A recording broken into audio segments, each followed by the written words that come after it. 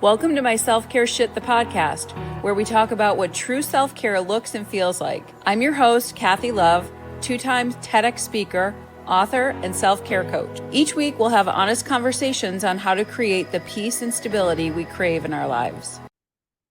My guest today is Sande Golgart, who was obsessed with flying as a kid, actually learned to and won the national slam dunk contest, but then got grounded again in his corporate life.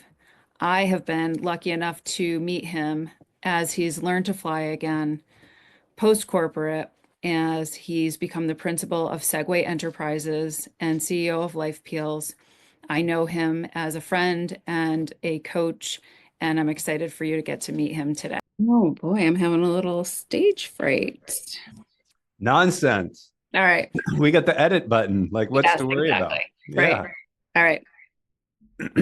So I'm so excited to have Sande Golgart here today with me. He has become a trusted coach for me over the past 6 months, and has really been a big part of all of the things that have been happening for me, and including getting this podcast started. So he is actually my first guest recording this podcast with this new launch that I just did. The recordings that you've heard before have been from 2 or 3 years ago. So this is our official first guest. So thanks, Sande, for being here. Thank you for having me, and congratulations on launching your new show. Thank you. So, and not only a coach, but Sande's become a good friend. And I was really interested in working with him because when I met him, we talked a lot about energy and healing and really some different ideas for how to go about doing that. So when I asked you the other day, what would you want to talk about on this show? I was really surprised by your answer. And it was yesterday, and I couldn't wait to have this conversation any longer. So, can you just talk a little bit about what you said to me in response? Yeah. Um, so my answer was like, I'm on this quest in life to figure out, like, in a world that is all seemingly hustle, tons of masculine energy, just ignore life. It's supposed to be hard, grind, grind, grind, that there has to be a way to just relax and allow your amazing life to happen from your true self. And I have found for me that that comes first and foremost through creating a higher and higher level of awareness, which leads you to eventually discover the fact that everything you need to be, you already are. Mm. And coming to that realization really requires, from a male's perspective, I would say I have pretty well mastered my masculine energy. I could continue to refine it. But where I really needed the help, the self-care shit that I needed to pay attention to, was more in line with my feminine energy, which I never even would have thought I would be uttering that sentence 2 years ago, let alone finding it now to be like the key to unlocking like my full potential. So when it comes to like my self-care shit, lately it has really been heavy on leaning in with massive curiosity about how do I marry the masculine energy I have for getting things done, which then, when you are out of balance, becomes overly controlling, maybe hot-headed, um, just controlling in general, not really holding space for people, not allowing them to be in their feelings, if you will, not allowing them to really be with their true self. And you're kind of always pushing for what's next. How do we get past that?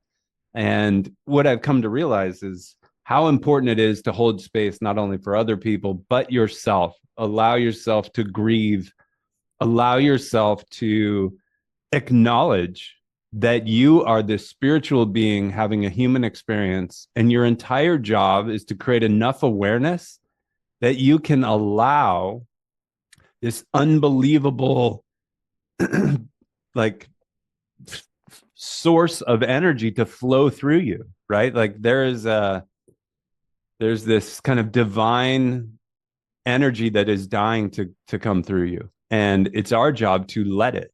And when we're walking around in this meat suit of our body, and for me as a man, if I'm too much only into my masculine energy, I'm not expressing myself, I'm not allowing myself to feel everything I need to feel, and I'm creating blockages. Then I'm using those blockages to trigger me into working harder. And then I find that I'm working from a space of not being enough, which is a big lie. Like, we're all enough.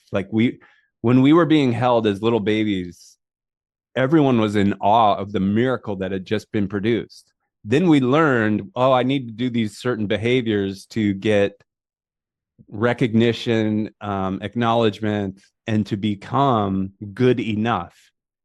And then I've just learned now, I'm 52 years old. It took me a long time to get here, that it truly is that path back to that person, that spiritual being who took human form, to realize, like, I am enough. I operate from a place of enough.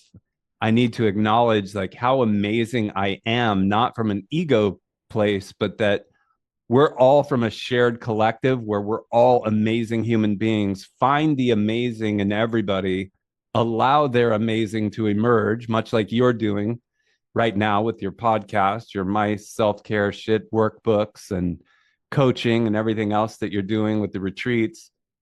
That's all coming from a place of being enough, like just who you are, and stripping away the interference that has gotten in the way as we've evolved as adults, from these stories that we tell ourselves, which when you really create enough awareness, you start realizing how limited some of those stories can be. Some people to the point where they're just a victim of life and they feel like life is happening to them. You can cross over that bridge to get to a place where you realize life is just happening. The world, the universe is just happening. We're just these people who get the unbelievable opportunity to observe and participate. But I've had for a few years now this feeling that we were never put here to suffer. We were never put here to work hard. We were never here to try to prove that we're enough. We were put here to enjoy this amazing playground that we call Earth, and realize that it's only through the lens when we realize that we are enough that we actually get to experience it, have as much fun as possible, and then use our intention to make sure that we're taking care of ourselves. We are appreciating our mind body, our physical body, and our energy body. We're taking unbelievable care because we're so grateful for having those things, which makes us then available to other people. And only then can we truly be available to everybody and come from a place of love where we realize every single human being is simply doing the best that they can with the level of awareness they have. There's never a reason to be triggered, to be angry, or to be unsettled because of another human being or anything happening in the external world. And when you get to that place, it's like this unbelievably freeing state of being where you probably hear it all over social media. You get to be. And when you're just being, you realize, wow, this is now amazing. Like, I wake up now and just amazing gratitude for the fact that I have oxygen in my room, hanging on my lips, waiting to be breathed in. I have no idea how it got there, but without it, I'd be nothing. I get to breathe it in. I get to enjoy this amazing life, and life is amazing. It's not going to be amazing if and when something happens. So I've removed all those contingencies from my happiness. I'm operating from a place of enough, being happy, and then having enough awareness that I know to stay in balance, I really need to be consciously aware of that feminine energy, which is just love, like having love for myself, recognizing when I've pushed too hard, it's okay to take a break, recognize that I need to take care of myself if I want to do the amazing things that I want to do with my intentions. I can only do that when I've taken great care of myself. So I This think it is was something along those It lines. was something along those lines. This is why I love having conversations with you. This is why I continue to work with you because I just love all of this. I have to say, it's a little rare to talk to a man who is so open about his journey, about his struggles, about his successes, and also even talking about the masculine, feminine, because people think about that traditionally as male and female instead of in the way that you're talking about it in energy and in the way it shows up in your life. And so you're really unique in my life for that, which is why I appreciate it so much. But could you talk a little bit about before and how you got to this place of understanding and being, and then being able to take it even further and coach other people along? Yeah, well, it all started with this kind of calling, if you will, that helped me realize that I had people in my corner, my higher self, telling me that there's more to life if you just allow it to happen. And that's when I started meditating. I started dabbling in breath work. I started dabbling in sound baths and got introduced to yoga. And as my awareness kept going up and up, I realized the depth of those practices. Yoga, for example, the masculine energy around yoga is what kind of stretchy, cool pants and what label do I have on them? And is my mat, the coolest mat in the studio? And can I twist and bend into a position that no one else can, where I'm being driven by my ego to show everyone, hey, look at me, I'm really good at yoga. Well, that example would prove that you don't really understand yoga at all.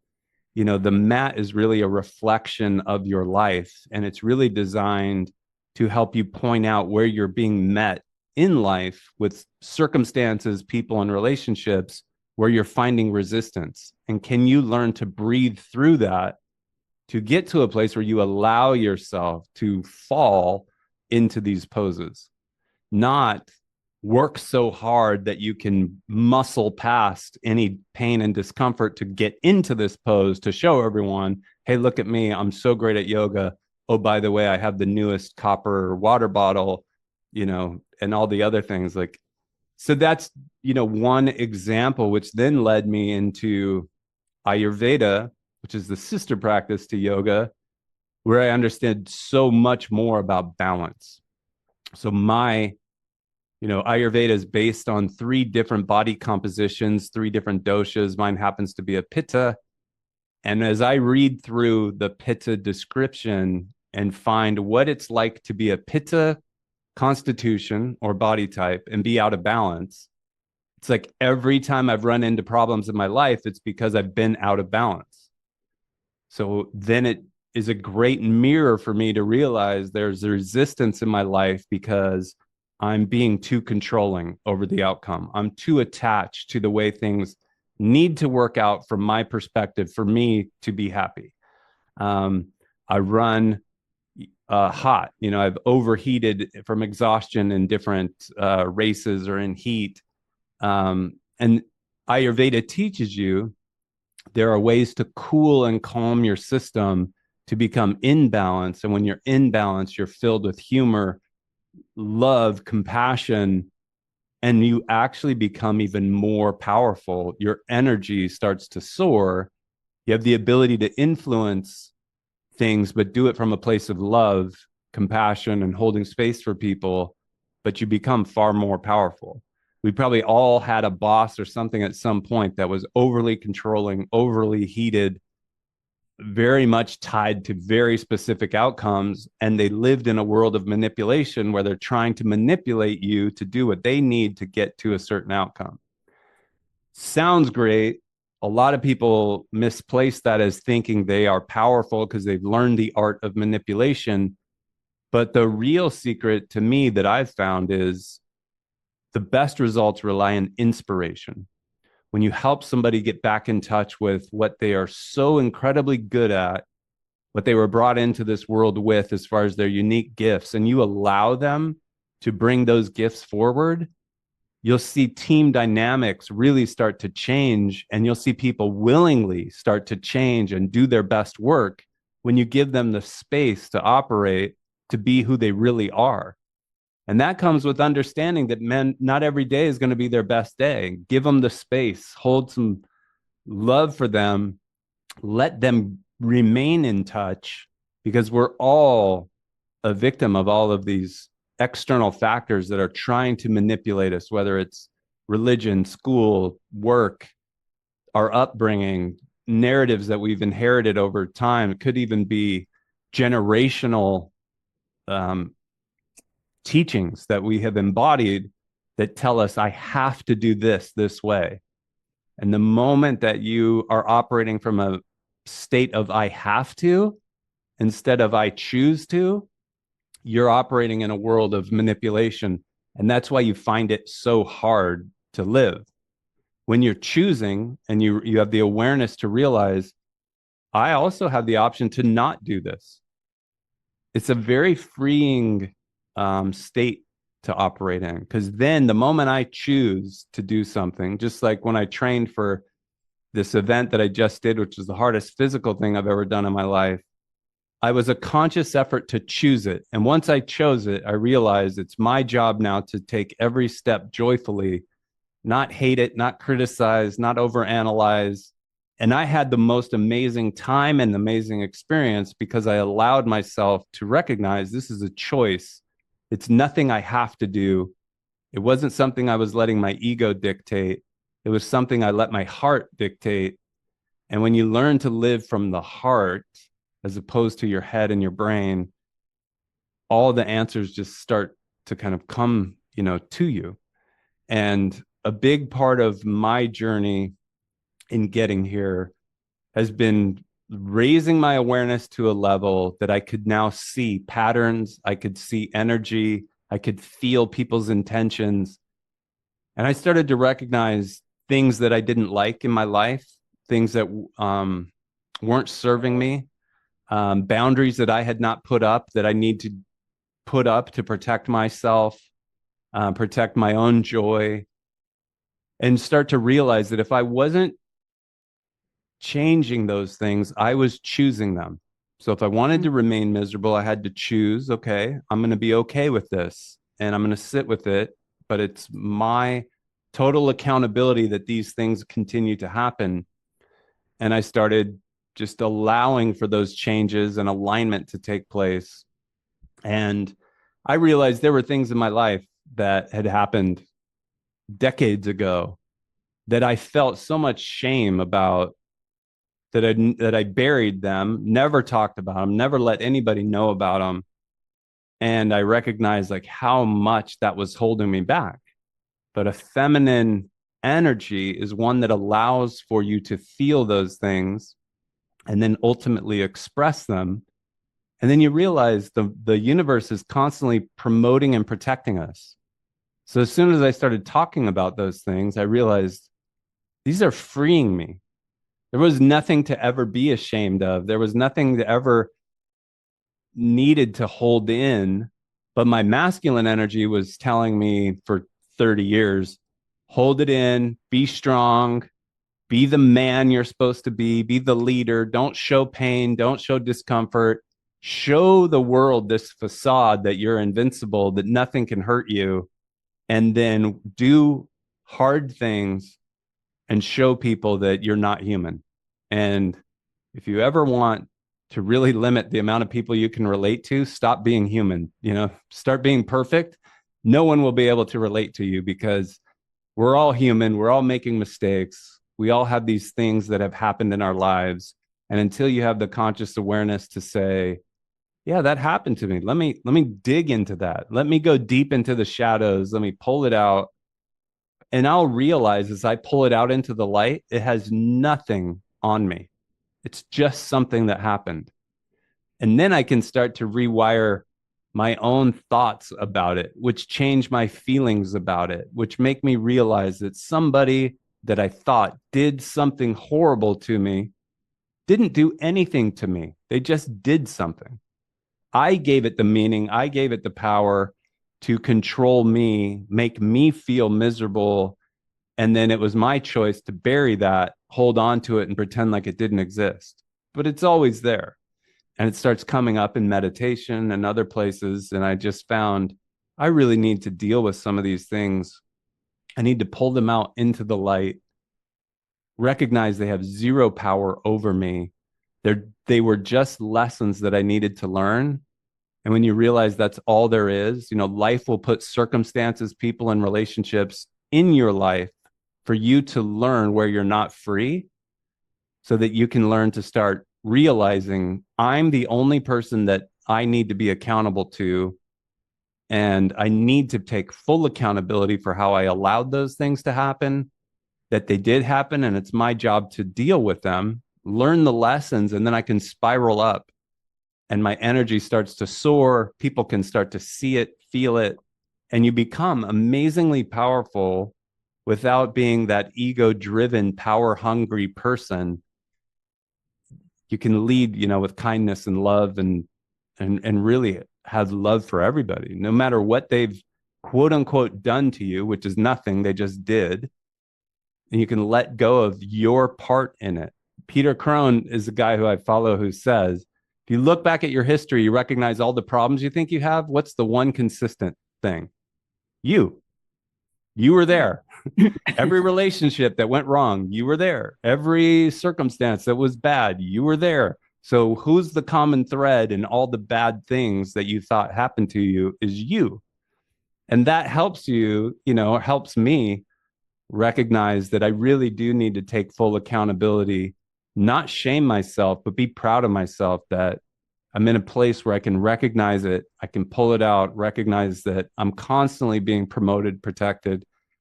It frees me up to do a lot more things, and I don't worry about what could go wrong. You can be more in the state of flow. Michael Singer talks about just letting your mind kind of be in this river and just flow. Go where the river is. Use the free energy that's available to you in the universe, that is this wave, and accept the wave. Don't fight it. It's free energy. It's taking you somewhere. It's your life force.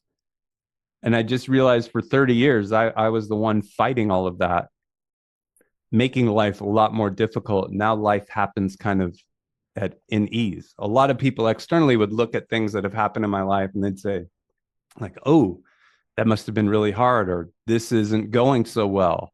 The reality is, it is going extremely well. It's not the way that I would have necessarily wrote the script, but I'm not the author. There's a much bigger plan, and I can just surrender to that, go with the flow, and then use my intention to really dictate where I want to go, and then let that energy take me there. The only person that can get in the way is me. Mm.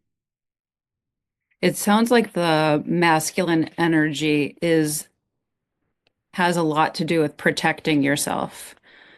The way you were talking about it, it seemed to come back to protection. And so so there must be some switch that allows you to feel safe enough to express the feminine.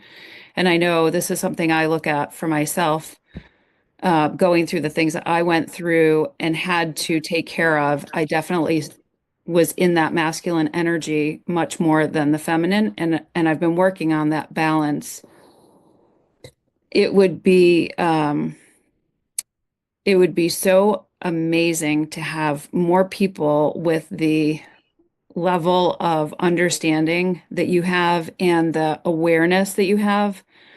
And uh, and so I'm trying to figure out how to like copy and paste you. And so the good news is that you work with people, including myself, and we, have worked on a lot of mindset shifts and blockages and things like that. But what do you think is the pivotal experience that someone needs to start this journey for themselves, or to to gain the awareness that you have, or to allow for it to happen, I guess, in their lives? Yeah, I think what I've learned is the most important thing is the calling is always around you, but you have to want to hear the calling. So it Mm, comes from a level of recognizing I really want to have an amazing experience while I'm here on this earth. How do I get there? And the answer is it's when you let your true self, when you let that is within you come out, life becomes amazing. If you keep what's within you inside of you, they say it will destroy you. So that comes to the point of I just want to see what's there. Once you do that, your mind opens up and you're now in a different perspective where you're willing and you're wanting and you're curious about what's really there. As soon as your level of curiosity goes up, you'll find that your awareness of what's really happening in the world starts to go up. And you start seeing all these layers of manipulation that are happening to us, whether it's the insurance industry, industry in general, government, healthcare, which is not healthcare, it's sick care, mm, where we want people to be sick and we want them to be addicted to these drugs. And we have very little support in helping people create balance so that disease can't live. We have all these things, uh, refined sugars and everything that we're constantly pouring in to consumers, having them build inflammation in their body. So there's now a place for disease to incubate. They're living in a world of stress. We're piling on more and more stress, making them think that they're not enough so that they stay active, they stay in the grind to hopefully someday become enough. Well, that's a fool's errand. You're never going to be enough, from that place because there's always something more to chase. And when you develop the curiosity, you start finding things that work for you and your path will start to unfold. There's an amazing book called The Lion Tracker's Guide to Life that says, I have no idea where I'm going, but I know exactly how I'm going to get there. And it's all about awareness. How do you become aware of what's really going on around you? What's going on inside of you? What are the thoughts that keep coming up? People talk about meditation and they say, I can't do it. There's too many thoughts in my head. Well, that's not when they're meditating. That's all the time. When they're meditating, they're just stopping to realize how many thoughts are dominating their mind, which then turns into feelings, which turns into their patterns, and their patterns create these predictable outcomes. And most people are not that satisfied with the outcomes or the external world that they're seeing. And it's only when you start to create awareness for what am I thinking that you say, can I be with those thoughts? Where are they coming from? How did I construct them in this way? Especially if somebody has a victim mindset where they think the entire thing is a conspiracy theory against them, that person has an even longer path, to go to realize that nothing is happening to you. It's really the way that you interpret it that makes it feel that way. And that requires a lot more rewiring to get to a place where you really do feel protected and promoted all the time and create the freedom to just be. But that's kind of where it starts. And that's where it started for me. I just started to pay attention. A great example, is like this biohacking movement. How do I live to be 180 years old? It's the silliest thing in the world to me because you've got red light therapies and hyperbolic chambers and oxygen this and masks and you name it, all mhm. designed to get you to live longer. Well, the reality is, if you really want to live longer, learn how to slow your breath, learn how to breathe at 3 breaths per minute. And if you can do that and maintain that, you're going to live to about 180 years old. Not that it's easy, but it has nothing to do with all the other stuff. It's the way our bodies are designed. And so, wasted breath, that is a real thing. And once you eliminate stress, which is a made up thing in our mind, about usually a future that we don't want to have happen, we start stressing about it, the pressures that we feel like we're under. We start operating from a mode of I have to. And then we become even more stressed. Our breath gets shallow, and we start creating inflammation in other places for disease to live. And then we go and try to find some miracle drug that'll take care of the symptoms that we're finding. And it's just a real unfortunate downward spiral from there. So if you can elevate yourself above the line to get to a place where you're in your parasympathetic nervous system in rest and recovery, loving yourself enough to take care of yourself, realizing there's nothing to be stressed about, getting rid of stress, getting rid of inflammation, getting into balance, and being in touch with the feminine energy that says, I just want to hold you. Like, you're an amazing being. Let's wait until we get inspired to take action. And when you have inspired action and you're not spreading your energy equally everywhere, especially into people and relationships that don't serve you, you can then channel that the way unbelievable people from our history have, like Gandhi and others, who have then been able to channel their energy towards a mission that they know they were called to do. And you untap this untapped energy, or you tap into this untapped energy, which is called your Kundalini energy. And you find you have so much more to give the world when you're focused on what it is that you were here to do. And you have this amazing ability to do way more with your body, your mind, and your energy than you ever thought possible. And that's only possible when you realize you're already coming from a place of enough. So it's not an easy road. Creating alignment is not this fantasy world where it's all fairies and, roses. Some of it feels pretty ugly at times, but it's creating alignment, and it's usually getting rid of or peeling away layers of interference that are keeping you from being your best self, feeling great about who you are, being seen, being heard, and know that all of us are operating typically from a place of hurt and fear. And when you realize, and the deeper you go with where you think you've been hurt, you start releasing that. And then you realize, I don't have to come from that place anymore.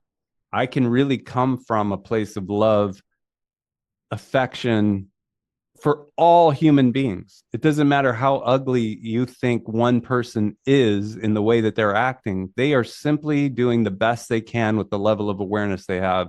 And when you realize that, you realize they are just like me. They just don't have the level of awareness. And it's easier to forgive, and it's easier to stay in a place of love, with those people. And it just makes, you can just probably feel how stress dissolves when you get that level of awareness, and you realize there isn't anything anyone can do to me. There isn't anything that anyone can do around me or near me that could ever rob me of the joy that I know I have for being alive. They're just doing the best they can with the level of awareness they have. Doesn't mean I have to let them in. I can still create very firm boundaries, but I don't have to judge them. I don't have to shame them and lower my energy as a result. I can let them be. And that is an amazingly freeing existence. Well, I'm glad we have 4 hours left for this podcast so we can finish all of these conversations. Yeah. But actually, yeah, we'll end here, even though it feels like we're just getting started. But how can people who want to hear more from you find you, who might want to work with you or follow along? Yeah, so they can see my name there, Sande Golgart, unique spelling. You can find me on LinkedIn. You can find me at sandegolgart.com, which is my website. That's the best place to get in touch with me and learn more about the work that I do, but also book a free consultation. And you can find me on Instagram at Sande Golgart. Great. Thank you. And I'll put all the links in the show notes. So I appreciate you so much, Sandy. You know that. And I just love these conversations. Thank you for sharing it with everybody. I think in this crazy world that we live in, if people can just learn to relax and enjoy it and then use their intention to go create amazing stuff, that would be a massive win for the collective. So I am dedicating myself to this mission of helping people just relax, learn to breathe more deeply, take everything of life in, and know that from that place you can actually have more because you're not searching for what you think you need. You're not trying to fill a void, and you're not searching on a way to fill that void. You've already figured out, I'm enough the way I am. Everything else is gravy. And it's like anyone who's ever carried a sales quota, the easiest sales to get are when you're past your quota. You already have enough. So, right. Love that. Well, thank you for being my first real guest. yeah, that was fun. Great job making time for yourself today. Be sure to subscribe to my Self-Care Shit, the podcast, wherever you listen in. Your 5-star review will help get this show to whoever needs to hear it. Go grab your free daily self-care checklist on my selfcareshit.com. Please take the last minute of this podcast for yourself to listen to the ocean waves and breathe.